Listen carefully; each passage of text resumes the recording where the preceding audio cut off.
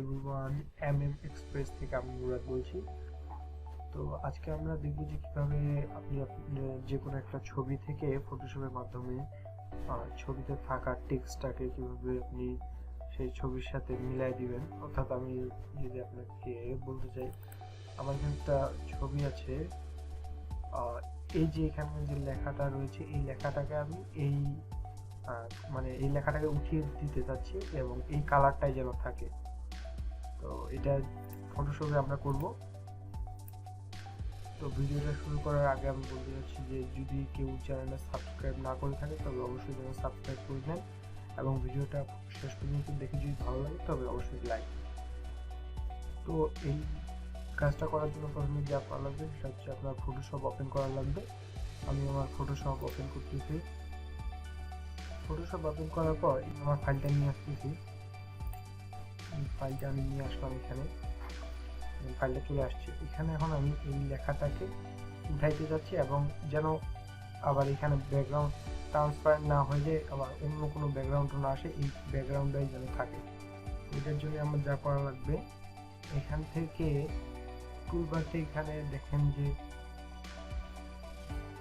Lasso টুল নামে একটা টুল রয়েছে। এখানে আপনি ম্যানুয়ালি ক্লিক করেও দিতে পারেন বা কিবোর্ডে এল প্রেস করলে এখানে চলে যাবেন বা এখানে ক্লিক করেও দিতে পারেন। তো এই লাসো টুল থেকে আপনাকে এই যে স্পেসটাতে লেখাটা রয়েছে এই স্পেসটুকু পুরোটা সিলেক্ট করা লাগবে পেন টুলের মতো। হ্যাঁ, আমি শেষ। এখান থেকে আমি এটা সিলেক্ট করে দিলাম আমার এইটুকুর মধ্যে লেখাটা। তো এটি সিলেক্ট করার পর এখান থেকে আপনাকে এই যে উপরে সবার উপরে দেখতে পারবেন এখানে সিলেক্ট নামে যে অপশনটা রয়েছে, সিলেক্টে ক্লিক করবেন। সিলেক্টে ক্লিক করার পরে এখান থেকে কালার রেঞ্জ নামে একটা অপশন রয়েছে, এই কালার রেঞ্জে ক্লিক করলাম। তো এখানে ফাজিনেসটা আমি বাড়িয়ে দেব। ফাজিনেসটা এখানে আমি এই লেখাটা যতটুকু আর কি ধরেন আপনার যতটুকু ক্লিয়ার আসতেছে এখানে দেখতে পারবেন। এখানে আমার মনে হয় 98 ঠিক আছে। ওকে, 98 ঠিক থাকলে ঠিক আছে। এখানে সিলেকশন ইমেজ যদি দেওয়া থাকে তাহলে এখানে সিলেকশন করে নেবেন। তারপর এখানে ওকেতে ক্লিক করলাম। ওকে, এখন আমার এই লেখাটা সিলেক্ট হয়ে গেছে।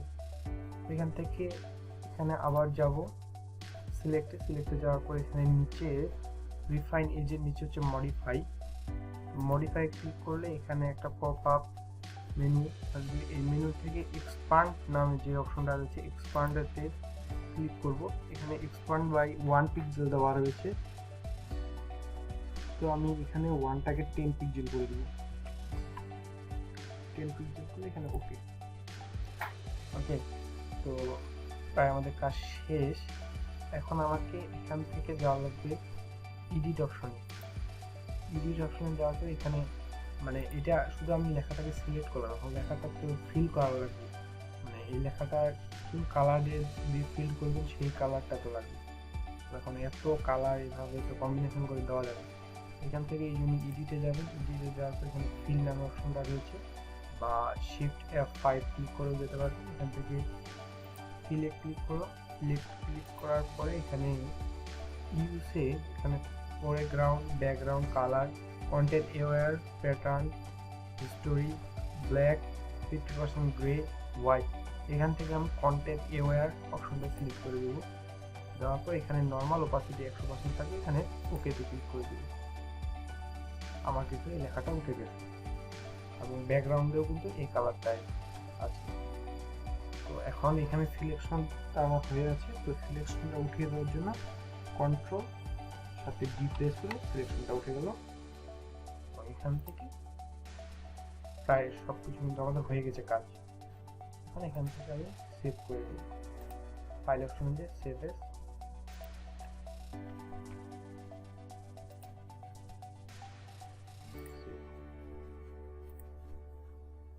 তো এখন যদি আমরা এই ছবিটা দেখি,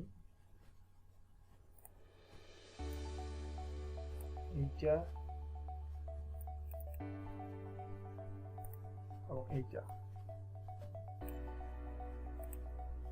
দুইটা কম্পেয়ার করলে আপনারা দেখতে পারবেন কিন্তু একবারে নিখুঁতভাবে হয়েছে, কেউ কিন্তু ধরতে পারবেন না যেখানে কোনো লেখা ছিল।